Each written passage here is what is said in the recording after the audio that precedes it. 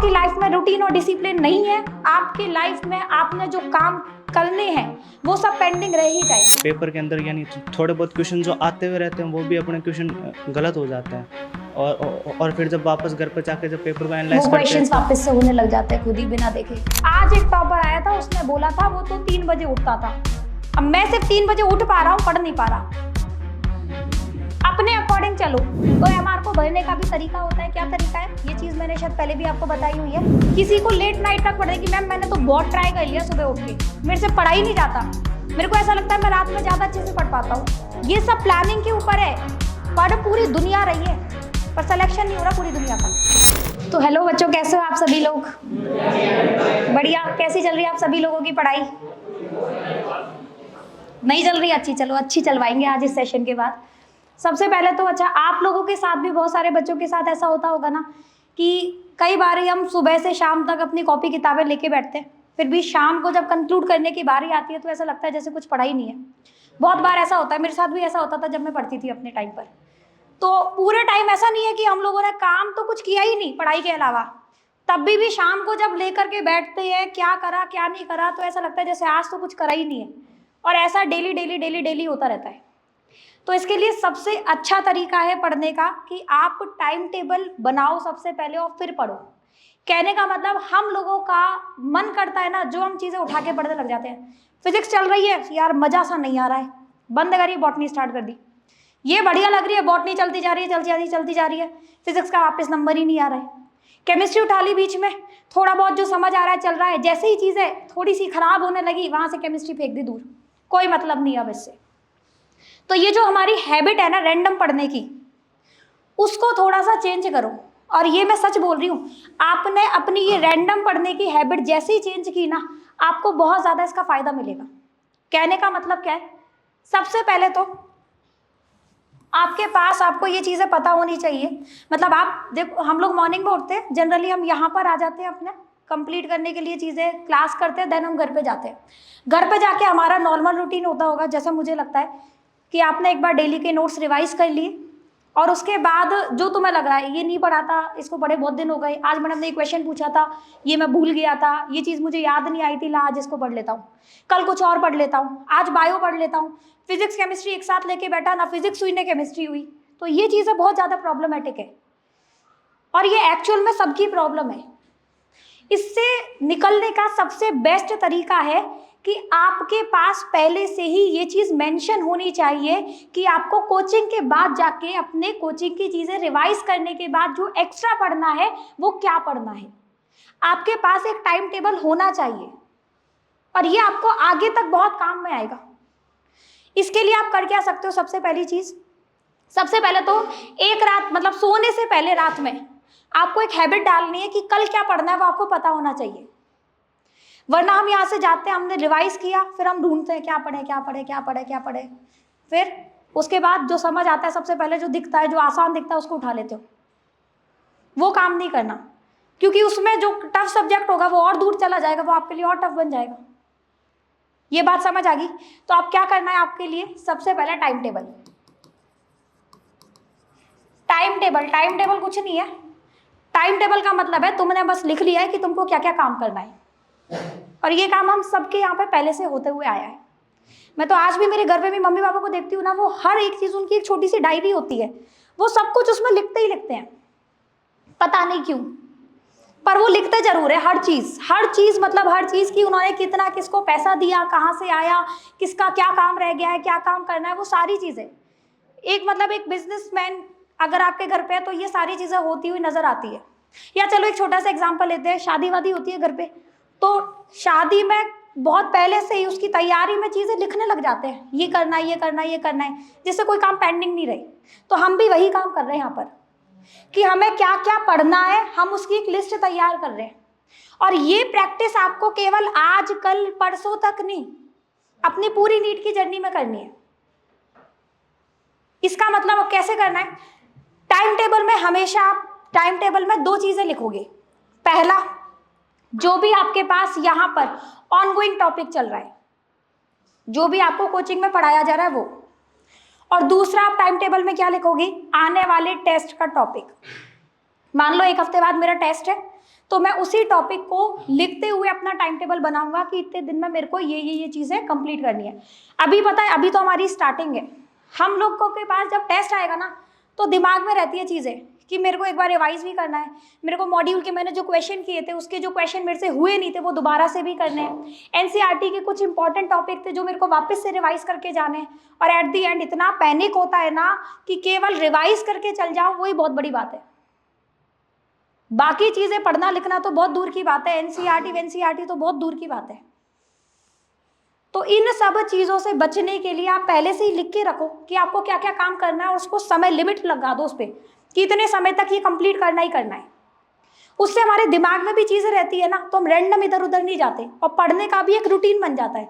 Routine बहुत important है, किसी भी चीज़ में देख लो आप। अगर आपकी लाइफ में रूटीन और डिसिप्लिन नहीं है, आपकी लाइफ में आपने जो काम करने हैं वो सब पेंडिंग रह ही जाएंगे, बाद में फिर बैकलॉग पे बैकलॉग मिलेगा। बेटा अभी तो हमारे 4-6 चैप्टर हुए सब में, उसमें भी आप मेरे को बताओ, अभी आपका जो चैप्टर चल रहा है उससे पहले मोल कॉन्सेप्ट या एटॉमिक स्ट्रक्चर की या रेडॉक्स की बातें करें हम, तो उतना ज़्यादा आपको एक एक चीज़ टिप्स पे नहीं याद आ पाती, अचानक से मैं कुछ बोलूँ तो अभी तो ये स्टार्टिंग है ना। अभी आप थोड़ा सा जनवरी में पहुँचो और फिर मैं बात कर रही हूँ मोल कॉन्सेप्ट की, मैडम क्या बात करके लेके बैठ गई आप, याद नहीं आ पाएंगी चीज़ें अगर आपका रिवीजन प्रॉपर्ली नहीं होगा। और रिवाइज करने का सबसे अच्छा तरीका है आने वाले टेस्ट के अकॉर्डिंग अपना टाइम टेबल बनाना स्टार्ट करो। टाइम टेबल में जैसे प्रॉपर्ली, जैसे एक हम एग्जांपल ले लेते हैं, टाइम टेबल बनाने के लिए पहले तो टाइम पे सोना स्टार्ट करना है हमें, सबसे पहली चीज़। अगले दिन सुबह उठने के लिए रात में सबसे पहले सोना और डेली उसी टाइम सोना है। ऐसा नहीं है रात में मोटिवेशन के लिए यूट्यूब खोला और पूरी रात मोटिवेट हो रहे हैं, सुबह कोचिंग आने के लिए मोटिवेशन चाहिए, फिर तुम्हें वो वाला काम नहीं करना बिल्कुल भी। मोटिवेशन सबसे अच्छा तरीका है, क्यों स्टार्ट किया था, घर वालों ने कितना पैसा लगा के यहाँ भेजा है, घर वाले जब फोन करके पूछेंगे वापस कितने नंबर आ रहे हैं, तो क्या ही पढ़ रहा है, ये सारे मोटिवेशन बहुत है तुम्हारे लिए। या फिर जब आपको कॉलेज मिल जाएगा तो आपकी लाइफ कैसी होगी, आपने क्या सपने देखे हैं, उनको पूरा करने के लिए पहला स्टेप यही है। आपको बेटा खुद की घर की परिस्थिति से ज़्यादा कुछ और मोटिवेट कर ही नहीं सकता, कुछ और मोटिवेट नहीं कर सकता खुद की घर की परिस्थिति से ज़्यादा, और वो चीज़ तुम सबसे ज़्यादा जानते हो, ना मैं जानती ना यूट्यूब पे बैठा हुआ कोई और। तो जब भी मोटिवेशन की ज़रूरत हुआ करे ना, हमेशा क्यों स्टार्ट किया था, घर वालों ने क्या क्या सपने अपने त्यागे हैं तुमको यहाँ पढ़ने भेजने के लिए, वो चीज़ें याद कर लिया करो। अब आ जाते हैं टाइम टेबल पर। टाइम टेबल में स्टार्टिंग दिन की स्टार्टिंग से करेंगे, पर उसके लिए पहली रात में आपको टाइम पर सोना पड़ेगा, वरना पता चले अलार्म से लड़ाई चल रही है तुम्हारी, सुबह ही सुबह उठ ही नहीं पा रहे हो, अलार्म लगाया था। और टाइम टेबल ऐसा बनाना है जिसको तुम फॉलो कर पाओ, ऐसा नहीं बनाना जो सुनने में बहुत अच्छा लग रहा है, 3 बजे उठूंगा रात में, बढ़िया लग रहा है सुनने में, एकदम बर्बाद। 3 बजे नहीं उठे, पहला काम वहीं खत्म, वहीं से डिमोटिवेशन आने लगता है, फिर काटते हो, ये तो हुआ ही नहीं, ये भी नहीं हुआ, क्या ही चल रहा है, कल से पढ़ूंगा। ये एक्चुअल में चीजें होती है। तो टाइम टेबल ऐसा नहीं बनाना जो सुनने में बहुत बढ़िया लगे, टाइम टेबल ऐसा बनाना है जो तुम डेली प्रैक्टिस में ले पाओ, क्योंकि नीट का पेपर हमारा 2 दिन बाद नहीं है कि मैं आज 2 दिन पूरी रात पढ़ लेता हूं फिर सो जाऊंगा। हेल्थ बहुत जरूरी है, सोना बहुत जरूरी है, और उसके साथ से पढ़ना है, प्रायोरिटी पे हमारी हेल्थ ही है। समझ आ गई बात। अब यहाँ देखते हैं, जैसे मान लो बेटा हमारी 8 बजे से तो क्लासेस ही स्टार्ट हो जाती है, 8 से लेकर 1 बजे तक तो हमारी क्लासेस ही रहती है ना। तो एक रॉ टाइम टेबल का आइडिया दे रही हूँ मैं, जस्ट अपने अकॉर्डिंग कस्टमाइज करो, जो टॉपिक आपके वीक हैं, जिस टाइम में आपको लगता है कि नहीं ये टाइम तो मेरे को वही देना है, कोई आपका इंपॉर्टेंट है चीज़, कोई भी चीज़, तो उसके अकॉर्डिंग अपना अपना टाइम टेबल आप कस्टमाइज करना। पर एक रॉ आइडिया हम ले सकते हैं, मान लो आप लोग 2 बजे तक घर पहुँच गए, खाना वाना खा लिया, हम लोग 3 का ही स्लॉट रख रहे हैं सीधे, किसी का अगर दूर होता है किसी का पास, वो अपने अकॉर्डिंग इसको, और ज़्यादा दूर है तो और 3:30 कर देना, आप जल्दी स्टार्ट कर सकते हो तो 2:30 कर देना, ये आपके अकॉर्डिंग है, ठीक है। आप सबसे पहले लो 3 से 5 की एक सेटिंग, आप ना अपने दिन को 2 भागों में बांट दो कोचिंग से जाने के बाद। बाकी फिर से बोल रही हूँ, अगर किसी का ऑलरेडी बहुत अच्छे से काम चल रहा है तो वो अपने अकॉर्डिंग ही करे। पर किसी को ये चीज़ें दिक्कत आ रही है कि सुबह से पढ़ते हैं मैम, ऐसा लगता है नहीं पढ़ पा रहा हूँ, मैंने तो ये करने का सोचा था, इसमें से कुछ भी नहीं कर पा रहा हूँ, मैंने सोचा था इस हफ्ते इसको कंप्लीट करूंगा, इस हफ्ते तो मेरा एक चैप्टर का भी कंप्लीशन नहीं हुआ है, मैं 3-4 लेके बैठा हुआ था। अगर ऐसी कोई मतलब दिक्कतें आ रही है तो आप इस तरीके से कर सकते हो। 2 भागों में बांट दो यहाँ से जाके अपने टाइम को। 2 भागों का मतलब एक भाग में आपको क्या करना है, रिवाइज करना है जो चीज़ आपको यहाँ बताई गई थी, उसके थोड़े बहुत क्वेश्चंस करने, और उसके बाद जो दूसरा भाग होगा उसमें आपको एक्स्ट्रा पढ़ना है। एक्स्ट्रा का मतलब प्रीवियस वाला, कोई बैकलॉग हो, कोई मॉड्यूल के क्वेश्चंस हो, या फिर कोई आने वाला टेस्ट हो। समझ आ गई बात? इस तरीके से आप आगे बढ़ सकते हो। कहने का मतलब 3 से 5 में अब तुम्हारी मर्जी है, फिर से या तो फर्स्ट हाफ में आप कोचिंग का रिवाइज कर लो, या तो फर्स्ट हाफ में आप एक्स्ट्रा वाला काम कर लो। समझ आ गई बात? हम लोग एक्स्ट्रा वाला लेके चलते हैं, थोड़ा सा तुम सोवोगे उठोगे तो थोड़ा सा फ्रेश फील करोगे। अब एक्स्ट्रा वाले में आपने क्या करना है, आप एक्स्ट्रा वाले में कॉम्बिनेशन बनाओ। एक दिन केमिस्ट्री और बॉटनी, मतलब केमिस्ट्री प्लस बायो का एक सब्जेक्ट, और एक दिन फिजिक्स प्लस बायो का एक सब्जेक्ट। उससे क्या होगा, वरना क्या है बेटा, 1 घंटे में ना तो केमिस्ट्री होगी और 1 घंटे में ना ही फिजिक्स होगा। तो उससे अच्छा हम क्या कर सकते हैं, एक दिन में अच्छे से किसको पढ़ ले, केमिस्ट्री को पढ़ ले, उसका एक चैप्टर आपने रिवाइज किया, देन उसके क्वेश्चंस कर लिए, तो कम से कम सेटिस्फेक्शन तो मिलेगा। ठीक है, तो यहाँ पर 2 घंटे की एक सिटिंग ली हमने केमिस्ट्री की, केमिस्ट्री या फिजिक्स जो भी लेना चाहो। समझ आ गई बात? 2 घंटे की सिटिंग के बाद आप यहाँ पर, हम 5:15 से लेकर चलते हैं, 5:15 से 6:15 के आसपास तक तुमने इसके क्वेश्चन कर लिए जो पढ़ा है। ये हम क्या लेके चल रहे हैं, एक्स्ट्रा वाला पार्ट। एक्स्ट्रा में क्या क्या आ सकता है अपना, कोई बैकलॉग हो, या फिर क्या हो बेटा, कमिंग टेस्ट का सिलेबस, जो भी अपना टेस्ट आ रहा है उसका। इतनी बात क्लियर है? बोलो ठीक है। तो यहां पर आपने ये काम कर लिया, देन आप यहां पर 6:30 से लेकर तुमने 8:30 तक वापस से टाइम दे दिया किसको, अपनी बायो को। सफिशिएंट आई गेस ये वाला टाइम। अब इसमें भी हो सकता है आपकी बायो पहले हो गई हो, तो आप इसका आधा घंटा निकाल के यहां दे दो। समझ आ रही है बात? तो ये अपने अकॉर्डिंग है, हर बच्चे के लिए बेटा हर चीज को पढ़ने का टाइम अलग होता है। मैंने एक जनरल चीज लिखी है यहाँ पर, आपको केमिस्ट्री में ज्यादा टाइम लग रहा है, बायो में कम लग रहा है, इसका टाइम यहाँ बांट दो। आपने केमिस्ट्री फिजिक्स मतलब सॉरी फिजिक्स और बायो का एक कॉम्बिनेशन बनाया है, फिजिक्स में ज्यादा टाइम देने की जरूरत है, इससे टाइम चुरा लो। तो कोई ऐसी चीज उठाओ फिजिक्स के साथ जो कि क्या हो जाए, जल्दी हो जाए। फिजिक्स में जनरली ज्यादा टाइम लगता है ना, कैलकुलेशन वगैरह होती है, ज्यादा टाइम लगता है, इस अकॉर्डिंग हम बात कर रहे हैं। बात आ गई समझ में? खाना वाना खा लो अपना, 9:30 से वापस, 9:30 से वापस से हम 11 बजे तक की बात कर सकते हैं यहाँ, या 11 की जगह अभी आप 10:30 की बात कर लो। ये तो आपका स्लॉट यही कंप्लीट हो गया। अब इसमें आप वापस से क्या कर सकते हो, कोचिंग का रिवाइज, कोचिंग का रिवाइज प्लस क्वेश्चन। क्वेश्चन में भी मैं एक चीज सजेस्ट करूंगी यहाँ पर, आप फिजिक्स केमिस्ट्री के क्वेश्चन डेली की बजाय हर 2 दिन में करो। कहने का मतलब अभी कोई टॉपिक चल रहा है, वो टॉपिक कंप्लीट तो हो नहीं रहा है, वो टॉपिक कम से कम 2 क्लास में आपका एक टॉपिक कंप्लीट होता है, मिनिमम 2 क्लास में। वो जब कंप्लीट हो जाए तब उसके क्वेश्चन उठाओ, वरना क्या होता है आप ढूंढते रहते हो क्वेश्चन, आपका उसमें टाइम भी वेस्ट होता है। तो इसमें भी आप ये चीज कर सकते हो। दूसरा, आपको इसमें एनसीईआरटी पढ़नी है किसी की, वो काम कर सकते हो आप। बात आ गई समझ में? बचे हुए आधे घंटे में यहाँ से, या आप इसको आप 2 चीजें फिर से, यहाँ कोई रात में लेट नाइट तक पढ़ता है और कोई सुबह जल्दी उठ के पढ़ता है। मैडम सुबह की पढ़ाई की तो होड़ ही नहीं होती, हम तो बचपन से ये सुन के आ रहे हैं, मैंने भी यही सुना था, और बात भी बहुत हद तक सही है। पर अगर नहीं उठा जाता तो अपनी बायोलॉजिकल क्लॉक को इतना नहीं छेड़ना कि तुम्हारा पूरा दिन बर्बाद हो जाए। कि आज एक टॉपर आया था, उसने बोला था वो तो 3 बजे उठता था, अब मैं सिर्फ 3 बजे उठ पा रहा हूं, पढ़ नहीं पा रहा।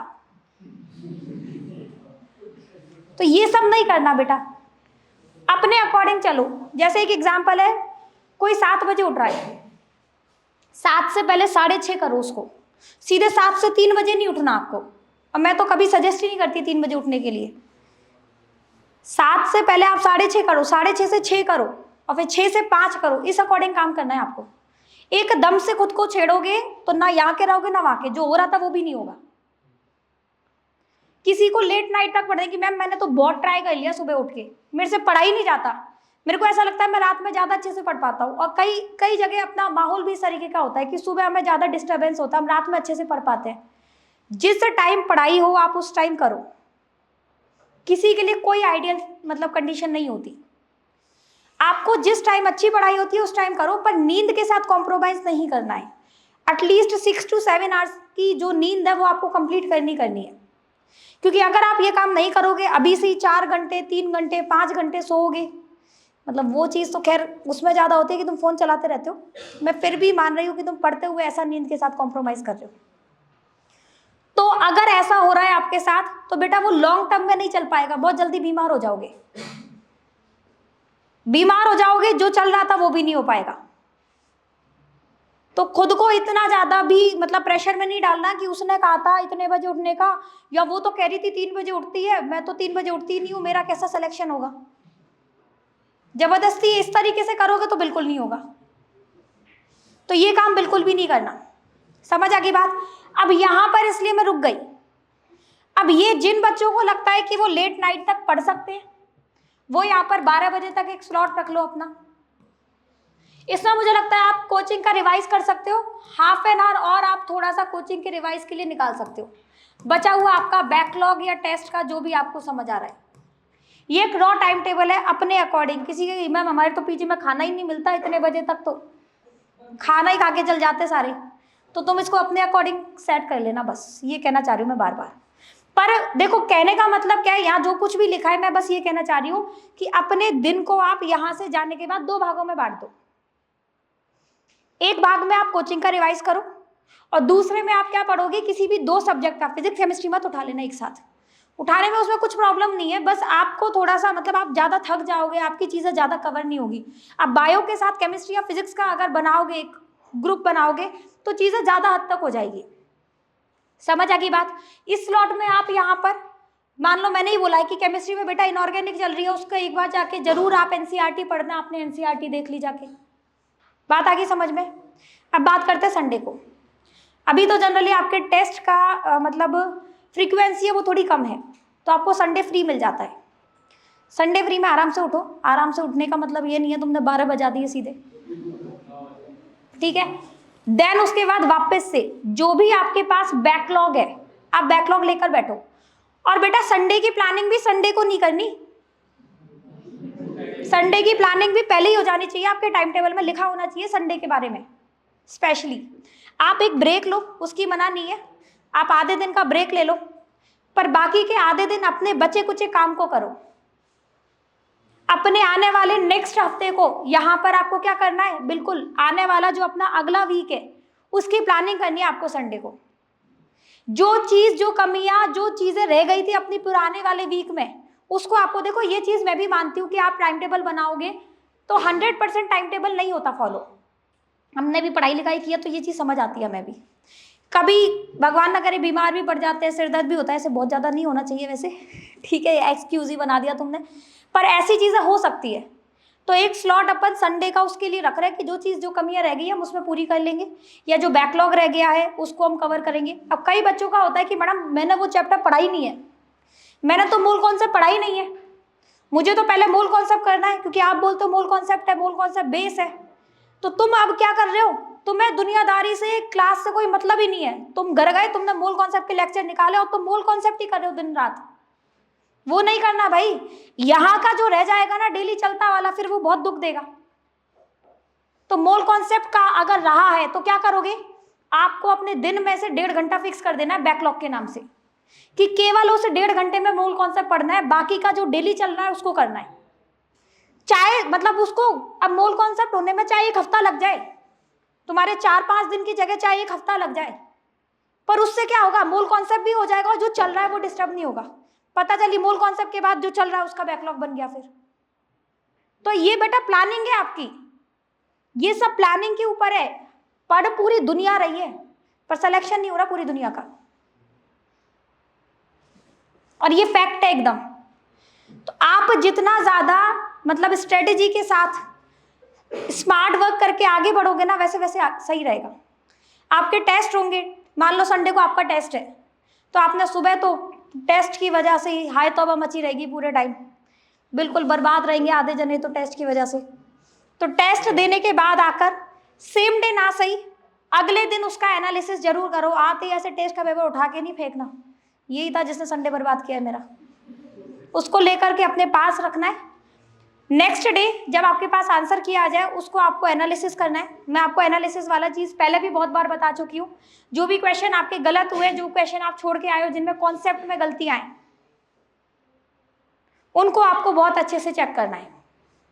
समझ आ गई बात? टाइम टेबल, और मैं इस बात को बहुत अच्छे से बोल सकती हूँ बेटा, हम लोग भी क्योंकि ये काम करते हुए आए हैं। जब हम पढ़ते थे, आप टाइम टेबल बना के जब काम करोगे ना तो आप ऐसा देखोगे कि जो जो चीजें आपसे एक एक हफ्ते में नहीं हो रही थी वो आपकी 3-3 4-4 दिन में निपट रही है। दूसरी बात, कई बारी पढ़ते पढ़ते ना इधर उधर खो जाते हैं, अचानक से कॉलेज में ही पहुंच गए जो अभी तक मिला भी नहीं है, उसकी सोच रहे हैं ऐसे होगा वैसे होगा, रक्षाबंधन आ रही है, गढ़ जाऊंगी मैं तो ये वाले कपड़े पहनूंगी। इन सब चीजों में खोने से सबसे बेस्ट तरीका पढ़ाई का, आपने मान लो 2 घंटे केमिस्ट्री के लिए पढ़ाई के लिए निकाले अपने, आप अपने पास आपका जो फोन है उसमें एयरप्लेन मोड पर डाल के उस फोन को, देन उसमें लगाओ अलार्म। अलार्म किसका? 45 या 55 मिनट का एक अलार्म लगाओ कि ये 55 मिनट का अलार्म लगा के आपने साइड रख दिया। अब जब भी आपके दिमाग में अब रहेगा कि ये टाइम चल रहा है 55 मिनट, और 55 मिनट के बाद मैं खुद से पूछूंगा कि मैंने कितना पढ़ा, तो जैसे ही कुछ और विचार आएंगे ना तुम्हारा माइंड खुद ही स्टेबल हो जाएगा। और ये बिल्कुल ट्राइड एंड टेस्टेड है, मतलब सीरियसली। मुझे भी मेरी पढ़ाई के दौरान, मेरी जब हम प्रिपरेशन कर रहे थे, एक टीचर ने बताया था और इससे मेरे को बहुत फायदा हुआ है। और मैं हमेशा अपने बच्चों को भी यही बताती हूँ, आप हमेशा एक स्लॉट लगाया करो 55 मिनट का, क्योंकि हमारा माइंड इतना ट्रेंड ही नहीं है कि वो 2 घंटे तक एक ही चीज पढ़ सके। हो ही नहीं पाता ऐसा, तुमसे क्या किसी से भी नहीं हो पाता। तो आप 55 मिनट का एक अलार्म लगाओ, उसमें स्लॉट वाइज पढ़ना स्टार्ट करो। केमिस्ट्री है, केमिस्ट्री के 2 घंटे के आपके 2 स्लॉट हो गए। 55 मिनट का आपने एक स्लॉट लगाया, टाइम टेबल टाइमर लगाया, और तब 55 मिनट तक आप लगातार उस चीज को पढ़ोगे ना, फिर आप देखोगे, फिर 10 मिनट का ब्रेक लो। 10 मिनट के ब्रेक में इंस्टाग्राम पे नहीं जाना, आप पानी पी सकते हो, थोड़ा सा वॉक कर सकते हो, ड्राई फ्रूट खा सकते हो, बस वापस से बैठो। और सबसे बड़ी चीज बेटा, प्लीज टेबल चेयर पे बैठ के पढ़ना स्टार्ट करो, उससे भी बहुत फर्क पड़ता है, उससे भी बहुत फर्क पड़ता है। किसी के घर में अभी नहीं है अवेलेबल तो ऐसा नहीं है कि जब टेबल चेयर आएगी तभी पढ़ूंगा, मैडम ने कहा है। कोशिश करो टेबल चेयर पे बैठ के पढ़ने की, बहुत फर्क पड़ता है। ये जो छोटी छोटी चीजें है ना, आप ये चेंज करके देखो एक बार मेरे कहने से थोड़ा भी कुछ मानते हो तो ये छोटी छोटी चीजें करके देखो, थोड़ा सा भी इंप्रूवमेंट दिखेगा ना तो आपको अच्छा लगेगा। और बेटा हर चीज का एक तरीका होता है। अब आपके साथ ये प्रॉब्लम आ रही है, सेम प्रॉब्लम हमारे साथ भी आती थी जब हम पढ़ते थे। तो टाइम टेबल बना के, मैं लिटरली बोल रही हूँ, मेरे पास टाइम टेबल होते थे एक महीने के। जब लास्ट की जर्नी होती थी ना तो पूरे महीने का सेट है, 1 महीना बचा है मेरे को, इस महीने में इस दिन तक क्या करना है, इस दिन तक क्या करना है, इस दिन तक क्या करना है, पूरा 1 महीने का सेट होता था। मेरी तो एक गंदी हैबिट थी, मैं काम कर ही नहीं सकती, आगे बढ़ ही नहीं सकती जब तक मेरे दिमाग में चीजें सेट नहीं है, मेरे को इस दिन तक क्या क्या करना है। और ऐसा नहीं है वो 1 महीने बिल्कुल आइडियल चल रहा है, मैंने बहुत उसमें कितने हजारों चेंज किए, पर मेरे को पता था कि मेरे को अभी मान लो मैंने 15 तारीख तक ये करना है, 15 तारीख तक 10 चैप्टर निपटाने हैं, तो 10 ना सही मेरे 8 हो जाते थे। और ये बिल्कुल सही बात है, स्लॉट में पढ़ो आप। जब से स्लॉट में पढ़ना स्टार्ट किया तो अलग इंप्रूवमेंट दिखा, जो पूरे दिन में नहीं होता था वो 2-3 घंटों में निपट गया काम। डेली का डेली आप हैबिट बना लो, पढ़ना ही पढ़ना है, रात में टाइम पर सोना है। आप याद रख लेना, जिस दिन रात में टाइम पर नहीं सोओगे अगला दिन बर्बाद है। और फिर जब वो टाइम टेबल में से काटोगे ना, ये तो मैंने आज पढ़ा ही नहीं, तो दुख होगा बहुत। समझ आ गई बात? तो ये छोटी छोटी चीज है। क्या क्या हमने समझा? पहली चीज, टाइम टेबल बनाना है एट एनी कॉस्ट। आपको हर दिन की स्टार्टिंग होने से पहले पता होना चाहिए कि मेरे को आज के दिन क्या पढ़ना है। दूसरी बात, आपको स्लॉट में पढ़ना है, 55 मिनट का अलार्म लगा करके ही पढ़ना है। टाइमर लगा लो आप कि 55 मिनट का पढ़ना है, आप देख लेना 2 स्लॉट में आपका उतना कवर हो जाएगा जितना पूरे दिन में नहीं होता था। तीसरा, डेली हैबिट बना लो, एक पर्टिकुलर टाइम अपने दिन का किसको दोगे? डेली का रिवाइज करने को, उसकी क्वेश्चन या उसकी एनसीईआरटी को, और बाकी का टाइम किसको दोगे? या तो बैकलॉग को या फिर आने वाले टेस्ट के अकॉर्डिंग। फिर आपका टेस्ट का भी सबसे ज्यादा दिक्कत आती है जब आपके टेस्ट होंगे कि मैडम टेस्ट का पढ़े अब तो पुराने चैप्टर का या अभी का पढ़े। बेटा दोनों का पढ़ो, और उसका तरीका यही है बेटा, पूरी दुनिया के पास सिर्फ 24 घंटे ही है, पर फिर भी तुम लोगों में से कोई टॉपर बनता है ना, क्यों? क्योंकि वो स्ट्रेटेजी के साथ आगे बढ़ता है। बात आ गई समझ में? चौथी बात, जो भी आपका टेस्ट होगा उसको हमेशा आपको एनालिसिस करके ही आगे बढ़ना है। क्लियर है ये सारी चीजें? किसी को कुछ पूछना है, कोई डाउट इसके रिगार्डिंग? स्टार्टिंग का पेपर तो यानी सही हो जाता है, लेकिन जब जाते हैं ना, जैसे जैसे एंडिंग का टाइम आता है तो मैम यानी पेपर के अंदर यानी थोड़े बहुत क्वेश्चन जो आते हुए रहते हैं वो भी अपने क्वेश्चन गलत हो जाते हैं, और फिर जब वापस घर पे जाके जब पेपर को एनालाइज वो क्वेश्चंस वापस से होने लग जाते हैं खुद ही बिना लग देखे। जाते हैं, और फिर मैम मेरे तो ना काफ़ी बार यानी ऐसा हुआ है कि यानी जब मैं उसमें फिल करता हूँ OMR के अंदर, तो वो भी थोड़ी मिस्टेक गलत हो जाता है OMR के अंदर भी, तो उस चीज़ को कैसे क्यूर करें? बेटा देखो बेटा, इसका क्वेश्चन है कि मैम जब हम टेस्ट देते हैं ना, तो टेस्ट में स्टार्टिंग में तो लगता है हाँ चीज़ें आ रही है, स्टार्टिंग का टाइम बहुत स्मूथ जाता है, क्वेश्चन हो जाते हैं, पर जैसे जैसे एंडिंग आता है, जैसे जैसे समय आता है पेपर देने का, वैसे वैसे पैनिक होने लगता है, कितने नंबर आएंगे, क्या होगा क्या नहीं होगा। और उस पैनिक की कंडीशन में क्या होता है मैम, आगे बढ़ते बढ़ते जो क्वेश्चन हमें आते हैं वो भी हम गलत कर जाते हैं। दूसरी गलती जो हमसे होती है, जो मैंने देखी है, मतलब उस बच्चे ने बोला कि OMR बबलिंग में बहुत गलतियां होती हैं। इसके लिए भी बेटा देखो, अगर आपके अब ये काम क्यों हो रहा है, क्योंकि आपने पहली बार कोई चीज करना स्टार्ट किया, पहली बार आप टेस्ट दे रहे हो, है ना, तो टेस्ट दे रहे हो तो आपको अब जाहिर सी बात है, जिस चीज के लिए हमने मेहनत की होती है, हमें थोड़ा सा डर होता है कि पता नहीं क्या होगा आगे। ये बात बिल्कुल सही है, होता है, सबके साथ होता है, हमारे साथ भी होता है, तुम्हारे साथ भी होता है। इसके लिए आप क्या कर सकते हो, देखो घर पे जब प्रैक्टिस कर रहे हो ना, पहली चीज तो आपका रिवीजन शानदार होना चाहिए, मतलब आप जाओ तो आपको पता होना चाहिए, ठीक है इससे ये आने वाला है, आपको मतलब रिवीजन का मतलब आप आंख बंद करो तो आपको पता होना चाहिए कि मेरी उस कॉपी में उस पेज पर ये चीज वहां लिखी हुई थी। ऐसा रिवीजन होता है, और ऐसा नहीं आपने जो चीज पढ़ी होती है उसमें आपको लिखा होता है, पता होता है, मतलब ये कहाँ लिखा हुआ है मेरी नोटबुक में।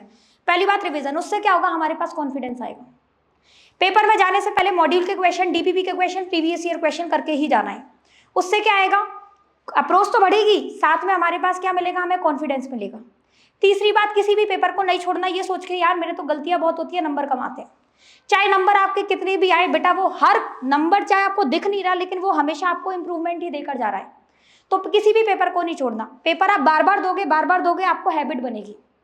चौथी बात, घर पे जब आप दोबारा प्रैक्टिस करते हो ना क्वेश्चन की, तो घर पर भी आप टाइमर लगा के क्वेश्चन की प्रैक्टिस करो। जैसे केमिस्ट्री में 1 घंटा, 1 घंटे में मेरे से कितने क्वेश्चन हो रहे हैं, आपने ये काम किया, 2 बार किया, 3 बार किया, 4 बार किया, आप खुद में इंप्रूवमेंट देखोगे कि अच्छा मेरे से 5 क्वेश्चन इसमें ज्यादा हो गए और ज्यादा हो गए।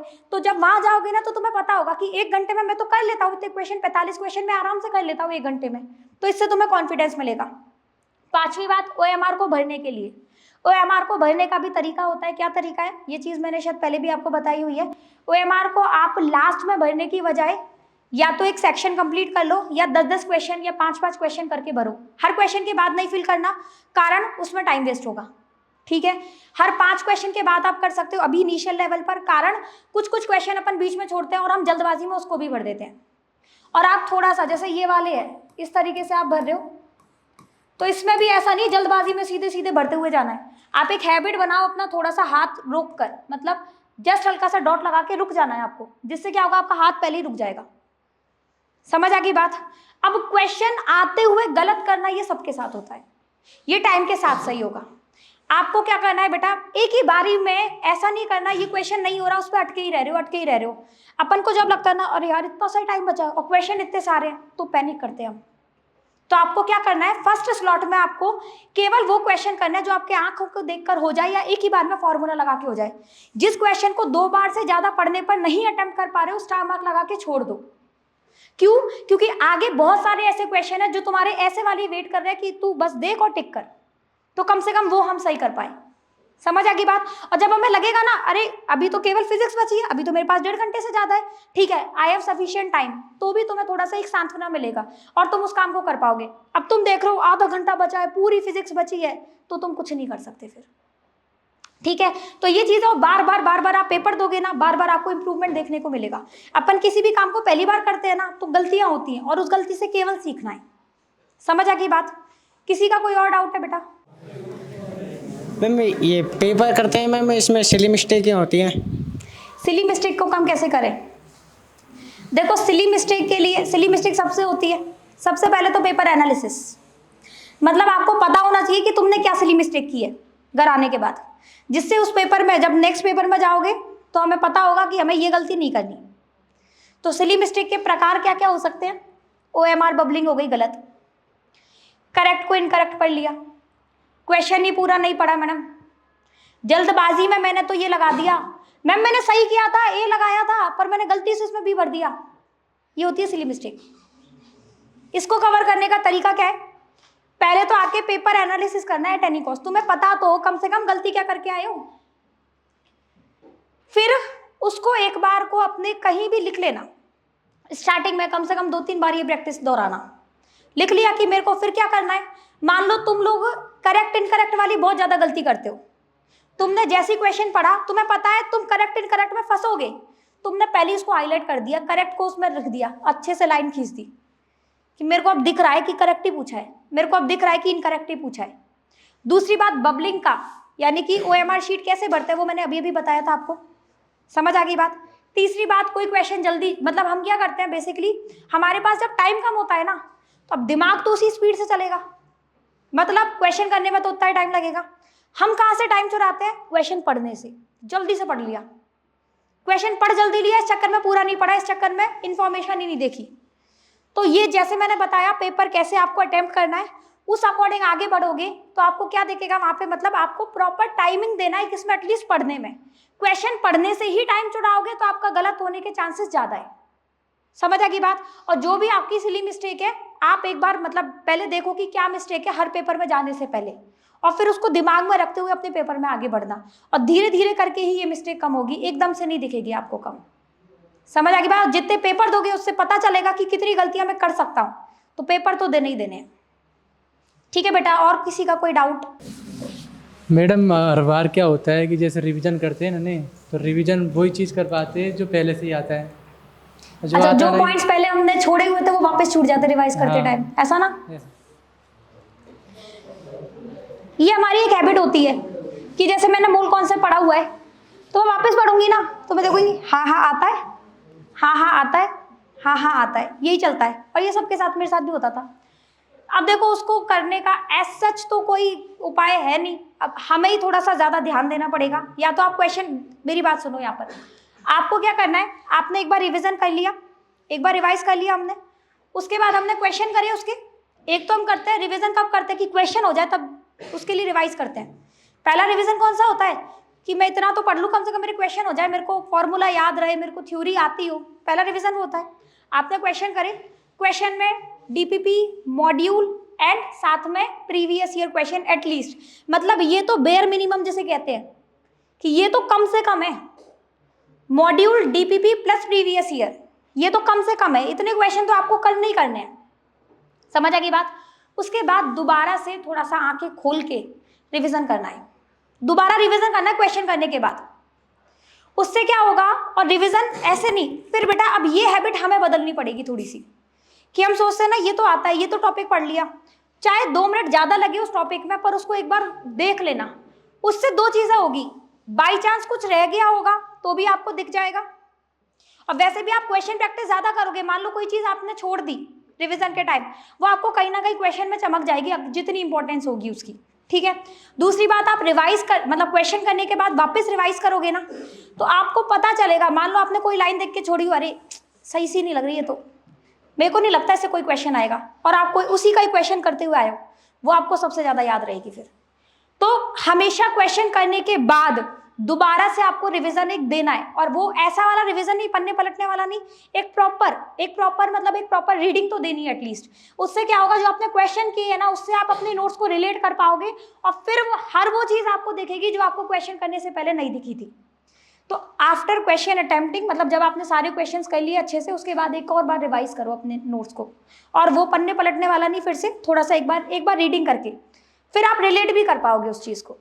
और ये तो हैबिट बना लो सब लोग ही, आप एक रिवाइज करोगे क्वेश्चन से पहले, और जब आपके क्वेश्चन अटेम्प्ट कर लिया, आपने उस चैप्टर को चैप्टर कंप्लीशन का नाम दे दिया क्वेश्चन प्रैक्टिस करके, दोबारा एक रिवीजन उसके बाद होगा।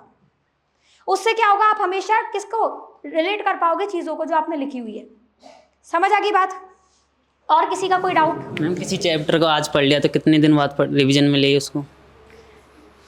बेटा देखो, इसका कोई मतलब आइडियल आंसर नहीं है कि 10 दिन बाद या 5 दिन बाद, कोई आइडियल आंसर नहीं है। आप चलो अपने टेस्ट के अकॉर्डिंग, आपके पास टेस्ट का शेड्यूल आ जाएगा और उस टेस्ट में आपके पास बार बार चीज़ें रिपीट होगी, तो आप टेस्ट के अकॉर्डिंग अपना टाइम टेबल बनाओ और टेस्ट के साथ उसको रिवाइज करो। फिर भी तुमको, अब मान लो टेस्ट हो रहे हैं, तुमको ऐसा लग रहा है ये चैप्टर तो बहुत दिन से आया ही नहीं है, फिर उसको रिवाइज करो। समझ आ गई बात? क्योंकि अभी तो क्या है, अभी मैं आइडियल आंसर दे दूं कि नहीं तो हर 15 दिन में रिवाइज कर। अब एक टाइम ऐसा आएगा ना जहाँ पे हमारे पास बल्क में चैप्टर हो जाएंगे, हर 15 दिन बाद हर चैप्टर को कैसे रिवाइज करोगे? तो सबसे अच्छा तरीका टेस्ट। क्लियर है ये बात सबको? और कुछ किसी का कोई डाउट? ठीक है बेटा, थैंक यू सो मच।